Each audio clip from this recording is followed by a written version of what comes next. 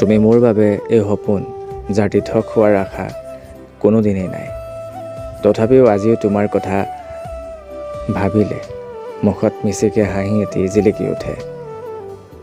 কাৰণ কিয় জানানে? ক'ৰবাত নহয় ক'ৰবাত আজিও তোমাৰ বাবে মোৰ হৃদয়ৰ কোনোবা কোণত তোমাৰ বাবে থকা সঁচা মৰম জীয়াই আছে।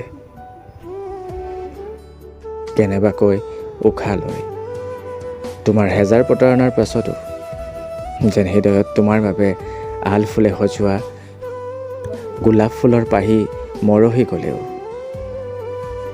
কেইটিমান পাহি এতিয়াও যেন তোমাৰ নামত উশাহ লৈ জীয়াই আছে।